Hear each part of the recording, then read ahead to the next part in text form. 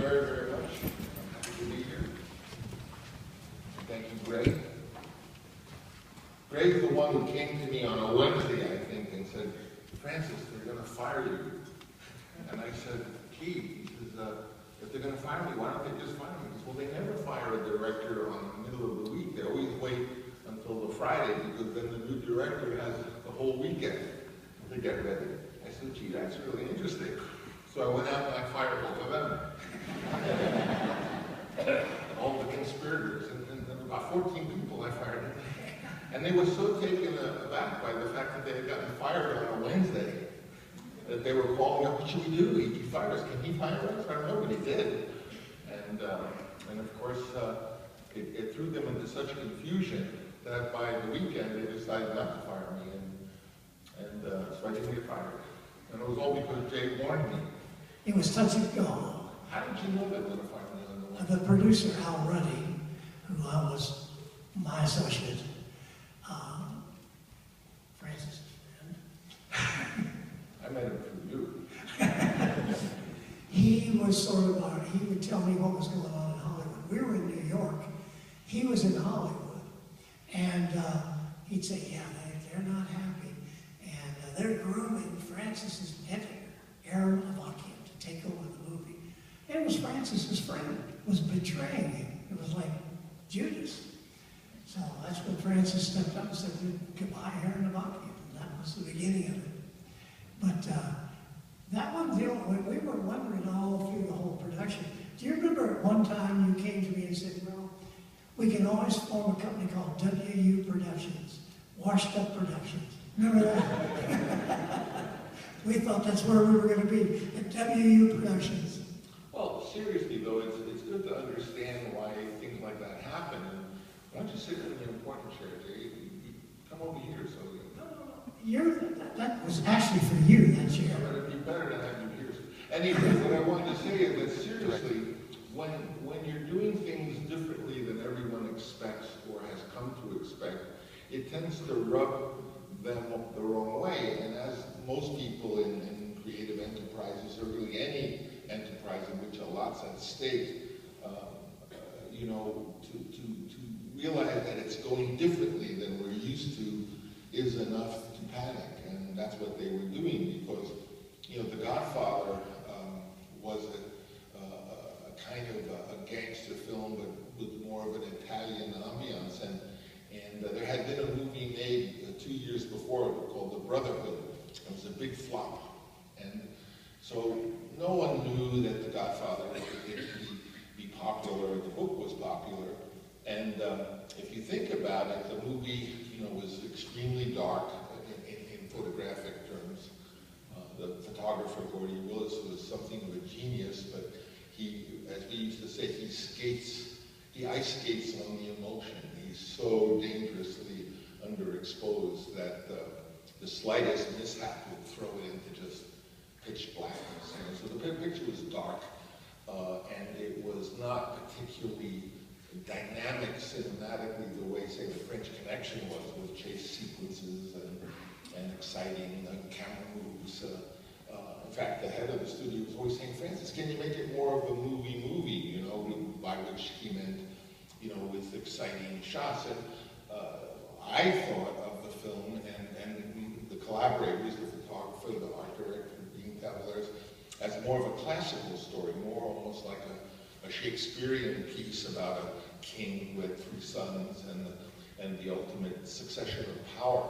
So I saw it much more as a classical story, and cinematically it should be shot with, you know, kind of a still camera and a kind of use of montage where each time you cut to another shot, that shot had some new information to it, so it had a structure rather than a moving camera and really, you know, those kinds of dynamic all-in-one shot that goes on for 10 minutes. And so the style of the movie was not in the popular vernacular at that time.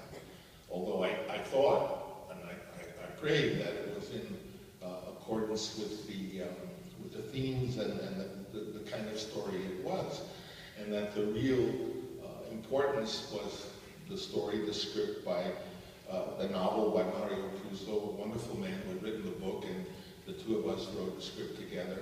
And on a fabulous cast that we had gathered, Al Pacino and the great Marlon Brando and Bobby Duvall. So we had a wonderful cast, and we had this classical story, and it seemed to me that the way to do it as a director was not to try to copy Bullet or The French Connection, but try to tell it more in dramatic terms. And, you know, I think what that meant is the movie was really not what they expected, and so they began to become very worried and think they had the wrong director. And it really started right from the beginning, because when we started to cast the movie, you know, I had wanted Al Pacino to play. Al Pacino was not particularly known, and he'd never done a film. He was known more in theater. He was a bit of a short guy, you know. And but I had met Pacino and for something else, and I got to know him a little bit. So when I read the Godfather book, and by the way, when you read the source material of something you're doing, that first time you read it is very important, because those are your most initial reactions. So I wrote in the book the things I felt or saw. And when I read the sequences, especially when Michael Corleone is walking through Sicily, he had Al Pacino's face, and when I read it, that's how I imagined it. So, of course, I thought he should play the part. And when I suggested him, they wanted. It sounds ludicrous now, but it's not. But they wanted, like Robert Redford or Ryan O'Neal, and it's true. Sicilians can be blonde and green eyes, because the Sicilian people were, for many years, conquered by the French, and so. It's not uncommon to see a Sicilian who has blonde hair and light eyes from that French heritage. But I saw Al Pacino in the part just because I had been so impressed in reading it.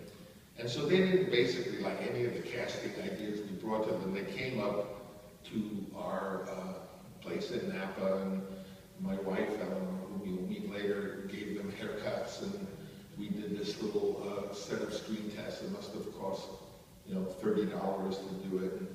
And they saw these tests, and they hated what we were doing.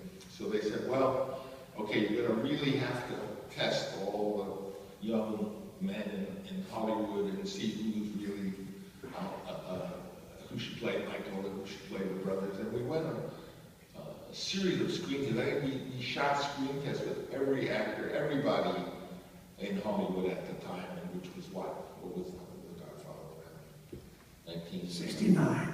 69. So all these screen tests, I must have spent $300,000 on the screen tests. And ironically, when push came to shove, the cast was that same cast that we shot for $20 up in Napa. But we went through this tremendous thing of shooting absolutely everybody. And the head of the company, the real big Mr. Big, was a man named Charlie Bluthorn, who owned Gulf and Western Company, which owned Paramount Pictures. He was from Vienna and had this outrageous accent. But he was a sharp guy. And he said they were terrified of him. And he said to his underlings, I don't understand it. He says, you've tested 50 actors, they're all terrible. How can 50 of the best actors in Hollywood be terrible? It's not the actors that are terrible, it's the director who's terrible. Fire the director. So that was what I was sort of up against. And, I realized, number one, he was the boss. And number two, that, I was clearly going about this somehow in the wrong way. And of course, then when the issue of The Godfather himself came up, Marlon Brando, that was really caused a riot, because Brando had been in a wonderful movie you may have seen called Quemada that Giglio Pontecorvo made. It was a big flop. And I think a couple of pictures before Brando had been in were flops. So the executives felt, well, this guy, Marlon Brando, has been. Moreover, he's difficult. If you have him in your movie, he's going to slow down everything. So absolutely, Brando is out of the question to be in the picture. And I remember we had a big meeting with all the executives, and they said, okay, Francis, tell us your idea for who should play The Godfather. And I said, we have now on the list, we have Ernest Borgnine, who's a wonderful actor, you know him from Marty. They even had the idea that Carlo Planti, who was Sophia Loren's husband, a dignified Italian gentleman. But I said, you know, really, the Godfather isn't a dignified Italian gentleman. He's a New York Italian. They don't speak in beautiful Italian accent. They speak like Brooklyn almost, you know. So I didn't. Finally, I said, well, I still think Marlon Brando would be the best choice. And the head of Paramount Pictures, the president, under that guy I described, said to me, Francis, as president of Paramount Picture, I want to inform you that Marlon Brando will never appear in a motion picture. So I just threw my hands up and I fell on the floor and mock faint, you know. What is it?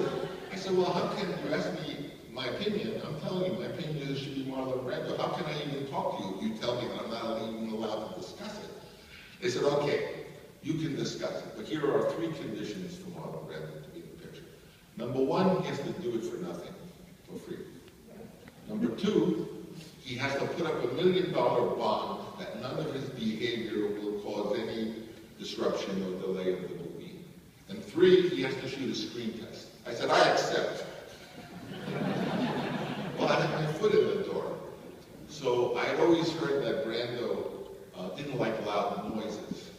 In fact, he used to put earplugs in his ears because he didn't like loud, abrasive noise. He liked things to be calm. So I got these friends of mine from San Francisco, you know, kind of a cinematographer guy, a couple of the guys. I said, well, let's all dress in black, and we'll be like ninja. We'll go to Brando's house. And I spoke to Brando, who I didn't know, but I didn't say we should do a screen test. I said, well, given this is an Italian-American, I thought you might enjoy doing some improvisations or, you know, fooling around a little bit to see how we would approach it.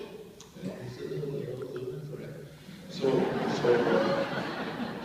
I went early in the morning, like 7 in the morning, with these 3 guys in black, with our camera, 16mm camera. And I had in those days a very early Sony kind of handy cam, which had just come out, really. And we knocked on the door, the housekeeper let us in, and I said, I don't want anyone making any noise, just use kind of like sign language. And let's not cause any, you know, abrupt noises or displeasure because he likes things quiet. So we set up in the corner, and then at one point, he said, the housekeeper was there since the parents. Door opened, and out walks this man, beautiful man, but he was about 49. And he had long blonde hair and a Japanese bathrobe. Came out, looked around. And, you know, one thing about Brando, he was a brilliant man. He was, aside from being a wonderful actor, he was kind of a genius, you know, and it was just his way of understanding human nature and what he was interested in. He was just a supremely intelligent man. And he came out, he saw more or less what was going on. And I had brought a lot of little, like, Italian salami and little Italian cigars, and provolone cheese and things, and I just sort of put it around. And he sort of caught what I was doing, which was I was not going to talk to her much. I was just going to try to set the stage of him to evolve a character. And he started going around, and he put a shirt on. I remember him taking the shirt, and he took the lapel. Those guys, their lapel is always bent. He started bending his lapel. And he took his hair, his blonde, long hair, and he put it in a ponytail, and he put it sort of up in a bun, pinned it on his hair. He took shoe polish, and he started to make it black. And then he took some Kleenex. He said, I think he's like a bulldog, and, you know, he stuffed the Kleenex in his chin. And I'm shooting the whole time with my little handy cam. And then he said, you know, and he got shot in the throat in the story. So, what do he talks like this, kind of, you know? Forced. So I'm saying, yeah, that sounds good. And then he goes and puts the jacket on, and he takes the provolone, and takes the cigar, and then he starts saying nonsense. You know? I need you for moral support. You know, and then all of a sudden the phone calling his house, and he takes the phone, he goes, who is that? What is that person must think, you know? Anyway, to make a long story short, I thanked him, and all our ninja packed up and left. And I had this amazing transformation on this. I flew to New York, instead of going to the president and all the heads of the studio and everything. And I went to the office of Mr. Bluto, the crazy Viennese guy, knocked on the door, but I had set up the Betamax, you don't know what that is, that was the early form of videotape, and I had it ready, and I knocked on the door and I said, could Mr. Bluto just come out a second? And he said, what's up, I'll tell him. Yeah, what is this? And I said, Mr. Bluto, I just want to show you something. And he came and he looked, and I turned on the recorder, and there was Marlon Brando with his blonde hair, and he said, no, absolutely, that's incredible. And he watched the transformation. And once he said, that's incredible, I knew that the other guys, suddenly, the West Coasters, were going to agree, because he was the boss, and that's how Marlon Brando got the part. So, what's the point of all this?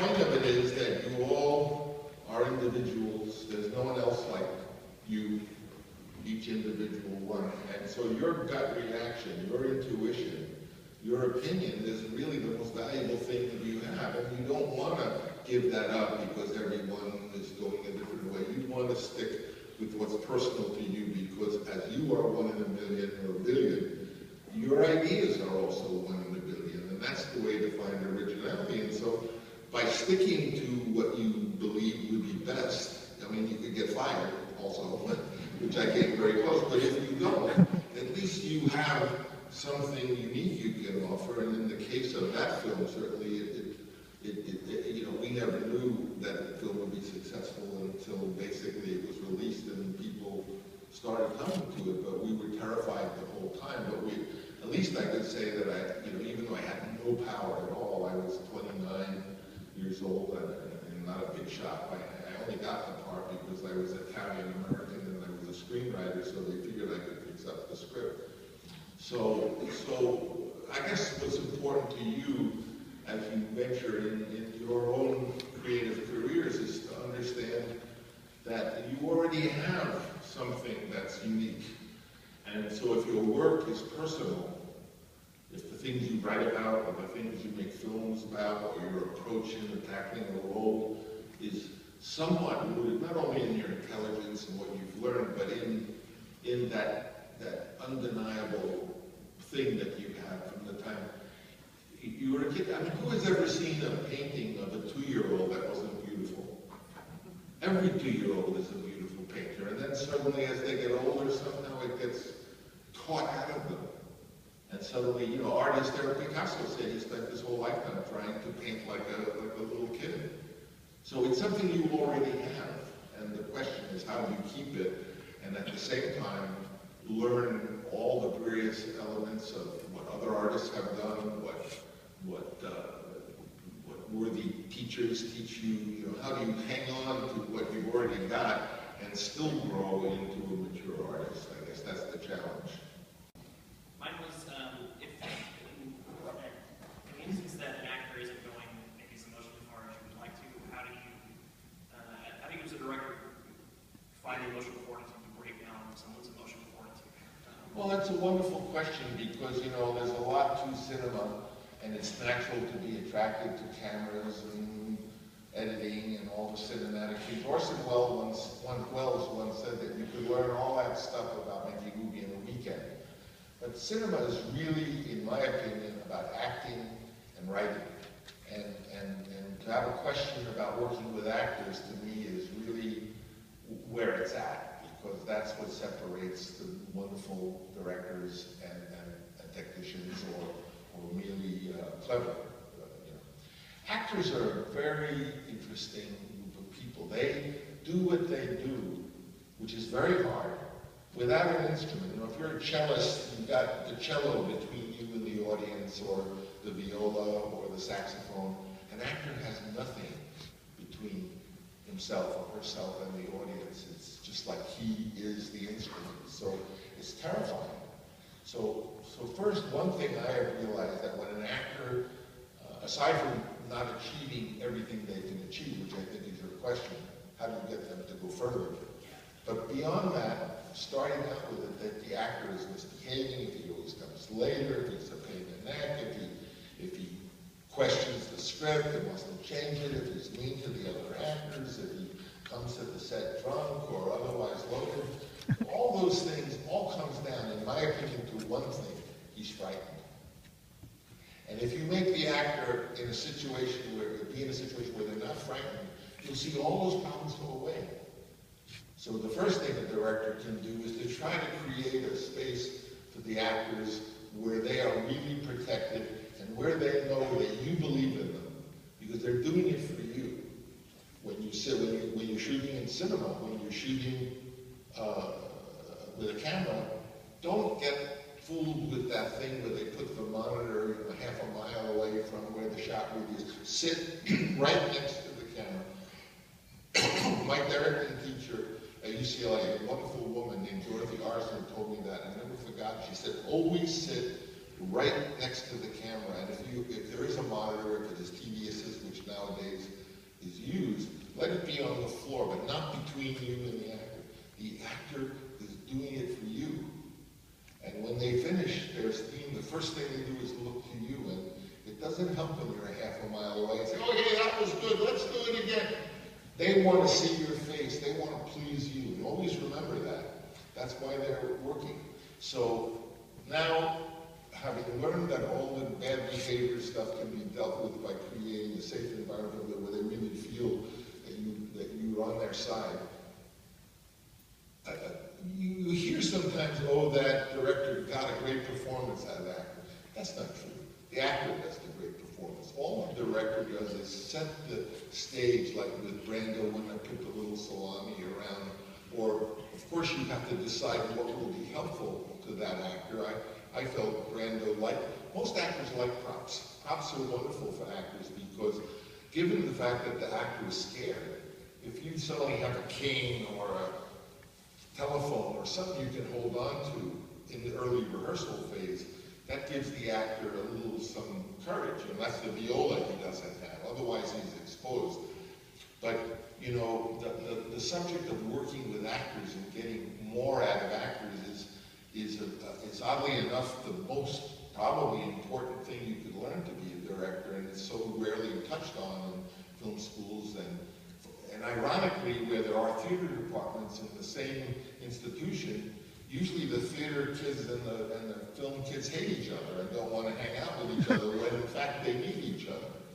Acting is an extraordinary course of study, and there are many things you can do with actors, aside from creating a place occasionally. You know, in a movie set, if there's a problem and you notice the photographer is looking to the gaffer and going like, and then it says, oh, like there's some lights coming through the Venetian blind in the wrong place. They'll close down the set, they'll send everyone away for half an hour, and they'll let the guy work to eliminate the light from the Venetian blind. But if an actor's having trouble and wants a chance to work it out, all the rips and everyone make fun of him. You know, as though, oh, we got one of those actor types. You know, what the actor sometimes needs to go through some preparation to help him do it. Now, in film, unfortunately, they rarely have a real rehearsal period. In theater, you'll have weeks to work with the actor. I always try to get at least a week with the actors, and when we prepare, and it's not rehearsing the script. In fact, we read the script maybe twice, once without stopping and once with everyone having a chance to comment and make notes or question things. But from that point on, the script is out of the room, and we're doing improvisations that might be helpful to, or let's say you have a husband and a wife, they've been married 30 years, and they're in the scene. Well, the real husband and wife, 30 years, think of the bank of memories that they have when they first met, when they first fell in love, when they first broke up, when they first were jealous of another person. All of those memories go into the characters like a bank deposit, but the actors playing the part, they're supposed to just be a 30-year-old couple. So you can use improvisations. Oh, let's do an improvisation. Okay, here's the cafe and in school, and you're sitting there, and this guy says, can I sit down? And that's how they met, maybe. And they do an improvisation. And then you say, well, let's do one where you're really jealous because you think she likes this other guy. And do an improvisation about that. Improvisations are a very powerful way to help deposit memories in the actors who are going to play those characters. And always with props. Props are an actor's friend, and especially, what's the word? Especially sensual props like food. You know, the first Godfather rehearsal was just around the dinner table with Marlon sitting as the father, and Al Pacino, the one son, and Jimmy Caan, the other, and my sister Talia was serving the food, and they just had dinner together. And and just improvised. You know, oh, give me some more salami, and what did you do in school today? Whatever it is. But by the time the dinner was over, they were a family. So food and music and anything sensual, dancing, touching, is all makes the improvisation stick. So, again, in answering your question, how to enable the actors to go deeper is to prepare them correctly so they have gotten a chance to have relationships. You know, and in that week rehearsal, you know, it's a simple rule. You say, look, from now on, don't tell me, oh, my character is this or my character is that. Say, Joe, I am this, I am that. I don't like wine. In other words, make them be someone else, even in those discussions. It doesn't sound like it's hard work, but it's hard to be someone else for 5 hours that day. On camera, we can do whatever we want with it. But you know, as you know, reach someday to like Universal Studios or something like that. As a director, how do you deal with like studio executives, and you know, what's your best advice on, you know, not getting yourself fired, because we're so creative-minded people, but how do you deal also with the business side? Well, I don't know, when you make the films here, does everyone get to make a film? You have to come up with the money to make them yourself, or are you awarded at the competition? And the school finances 3 short films a year. That's what it was like at UCLA. I mean, can everyone just make a film and you just come up with the money yourself? That's how it works. Well, you know, it's a little bit like we've been talking, both in the stories about The Godfather and in the stories about college. You have to be crafty. It's one of the things of a director. Basically, a movie director deals with 10,000 problem decisions a day. Some of them are easy. Should she have long hair or short hair? Should the car be a luxury car? Everyone is asking for decisions, and most of them you make off the top of your head. But even problems with the faculty, with the administration, that's like another problem decision. How do you deal with it? You have to be creative, not only in what you put on the film in terms of the motion and the way you depict the scene, but in the way you solve the problems. I have a little rule: when I make a film, I always like to know what the theme of the movie is in a word or two. Like in The Godfather, it was succession. In The Conversation, it was privacy. In Apocalypse, I think it was morality. But I have this idea, and when someone asks me a question and I don't know the answer, what to do, like in The Conversation, for example, there was a bunch of raincoats, and they wanted me to pick a raincoat for Gene Hackman's character. And I wasn't sure which one, and I didn't want to look like a detective because he was more than a detective. So I asked myself, what was the theme? The theme was privacy. So I chose the plastic raincoat that you could look through. And in that way, your theme can sometimes help you how to get out of those kinds of predicaments. With the faculty, I mean, in my mind, the faculty and the studio heads are the same. With the studio heads, it's like dealing with Charlie Bluehorn, or the fact that I got the Paramount executive to tell me I could have Brando if he agreed to these 3 absurd things which he would never agree, but at least I got him still talking. So basically, a director has to be a creative leader, not only in making the film, but in handling all the issues of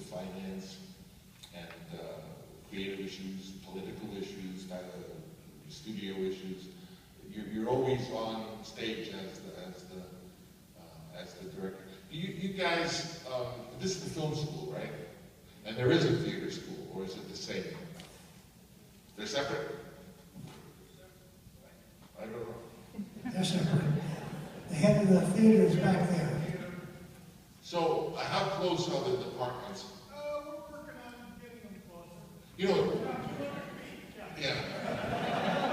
Everywhere in the world, you can go to the film school in Poland, you go to the film school anywhere, the film school and the theater school, because their culture is different. They don't like to be involved. One thing I would do, if I were the head of the film school here, first year film directors, I would not let them get near a camera. I would have their big creative event being directing a one-act play. And I actually sold UCLA on that, and they do it. Why? Because if it's true what I say, that fundamentally the show is going to come down to the writing and the acting, a one-act play is just writing and acting. There's nothing else. Usually a one-act play has only 2 or 3 or 4 characters. Usually a one-act play is 12 minutes long. There are a wealth of great one-act. Every major playwright, from Tennessee Williams to Thornton Wilder to Chekhov, has written hundreds of, Eugene O'Neill has written hundreds of one-act plays, and so it's a perfect way to begin in this cinematic career. It may sound crazy, but to do, say you get together with 2 or 3 other directors, because if you do 4 relatively short one-act plays, that's an evening. 3 longer one-act plays is an evening. And what's great about it is you get to just work with the text and the actor and try it out. And you have something you don't have with a film. You have an audience. Because when you make a film, you've got to wait another 12 weeks or whatever it takes to edit it and mix it and get into the sound thing, blah, blah, blah. And by the time you show it, it's already kind of some time has elapsed. Whereas if you get together and do an evening of one-act plays, you get to experience what your work was like with an audience right then and there. Photochemical film era.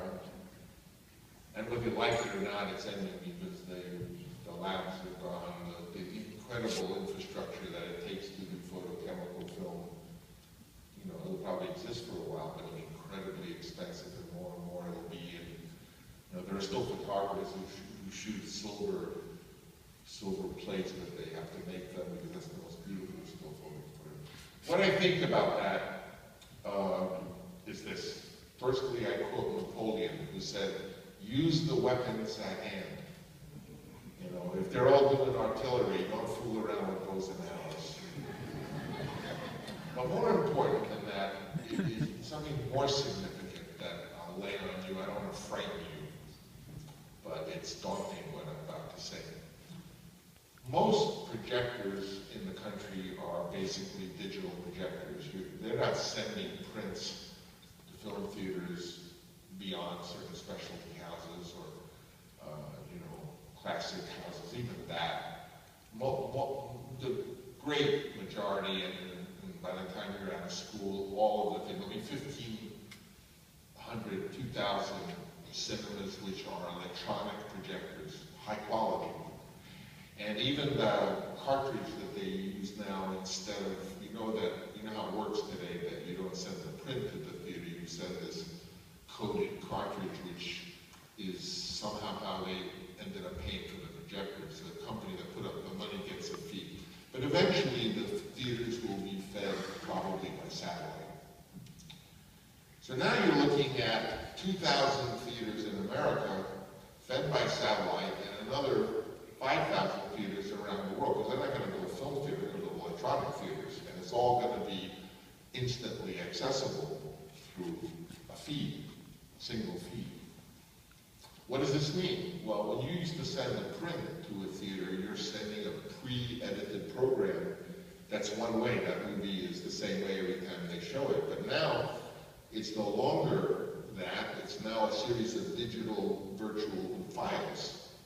And those files technically could be different every day. I mean, for your movie, you can have a different version every day if you want it. This brings to mind what could happen in the cinema, what I believe will happen. You know, how will the cinema change when you're my age? What will you see? One thing I think you'll see is the nature of the screenplay. Just as the novel has been changing over 500 years, and there were different kinds of novels, and then novels evolved, and then through the French authors, Flaubert and what have you, they changed, and under Tolstoy they changed, and Dostoevsky, the way not only you told a novel, but how the point of view, from what point of view were you telling the novel? Was it from the point of view of a narrator, or was it the point of view of a character, or is it in the case of, say, Anna Karenina, is it different in every chapter? What I'm saying is that there's a lot still to be uncovered in just dramatic writing that will make the cinema of the future different than the cinema of the past, as those writers here wish to explore. But another thing that I believe will happen is that there'll be such a thing as live cinema. Cinema that is cinema, not live television. Live television is when they do the sound of music and they have 12 cameras and they do kind of girls' camp production of the sound of music and they just make it like a play. There's also a phenomenon that makes art out of what contemporary television, such as what's used in a football game. When you see a baseball game or a football game, all kinds of stuff, all kinds of technology is being used, not only to keep the story of the game going, but in taking what happened 10 minutes ago and reintegrating it back into it in slow motion or whatever. So there's a whole lot of tools in terms of digital cinema. A whole lot of tools and capabilities, including pre-recording certain parts in a way that if you were to see it, you wouldn't know that it had been pre-recorded. It'll look exactly the way the live feed is. You don't know in a football game when they cut to something that happened 2 years ago. In fact, I'm always saying, did that just happen? And what happened 2 years ago? You can't tell. So what I'm sort of saying is that there's now this, between these 6,000 theaters and satellites around the world, and this incredible 4K cameras that they're now putting out for, the new cameras that they're going to be delivering to CBS and what have you. Not that it can be broadcast yet, but eventually. What I'm saying is as though there's an incredible new instrument that's been built, and no one has ever played it because it never existed before. And someone, hopefully one of you, is going to come along and play this instrument and make the first live cinema that's seen with live performances, but in a totally cinematic experience, seen all around the world and theaters at the same time. And I think this is a new frontier that's about to happen. Very exciting. All the more learn how to do the one-act plays, because that's live performance.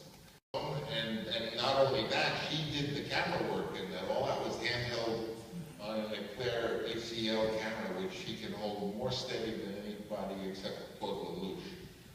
And did she also do short after Youth Without Youth? She did. For a while she was the family documentary maker, but I think now she's going to do her own film, and we're going to have, who's going to do your documentary, Ellen? So, any questions she's a for good person to ask questions to. We have documentary filmmakers here. She's not only that. My question is, how do you manage as a writer to create really strong characters who appeal to your audience emotionally? How do you create strong characters that appeal to the audience? Trial and error. You have to look to people you've known. Let's face it, most writers, novelists, they're writing about their family and their uncle and their people. So you have to look around you and see who the people who really impress you are. What do you think of? What documentary film? You're in Oklahoma, and I would love to know how you came up in the film industry when there were so few women working in it. Any pieces of advice you'd have for a new filmmaker in the modern documentary filmmaking industry? Well, I came upon it very accidentally. We went to the Philippines, the family, to make apocalypse now, and after the first few weeks, I was the only person there that had nothing to do. Everyone who had come over there had a specific job. And I was the mom, and I put my kids in school, and I started the household, and I found the dry cleaners, and went to the market, and then I was starting to get depressed. And coincidentally, United Artists wanted to send over a documentary team to make some behind-the-scenes, a short, they wanted 5 minutes of documentary footage to put on television to introduce the film. And Francis was already getting in trouble. So he didn't want anybody to come from the outside and shoot what was really going on. So he said, well, we'll do this in-house. And then he looked around and everybody was doing something but me. And he said, oh, here, Ellie, you do this.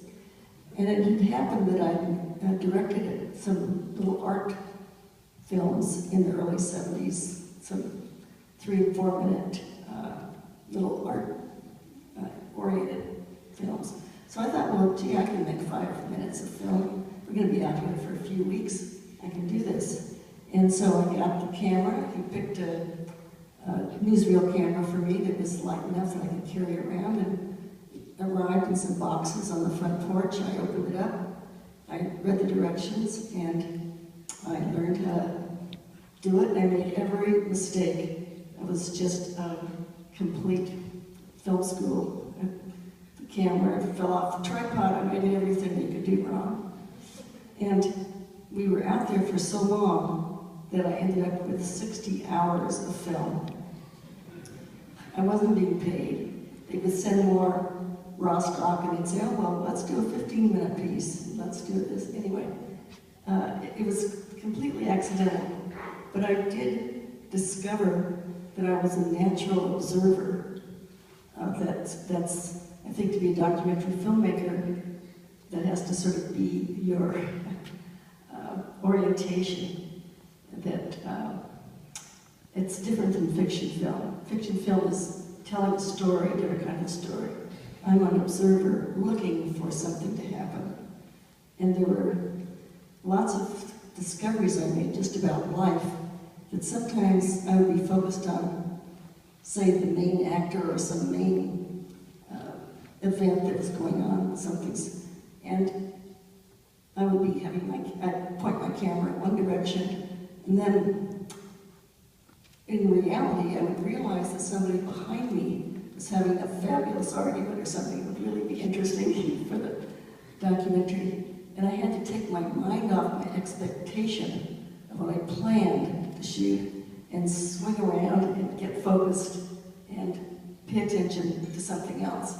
And that's been a really useful thing about staying in the moment, staying in the present, giving up your expectations, having some plans, but being completely willing to let them go.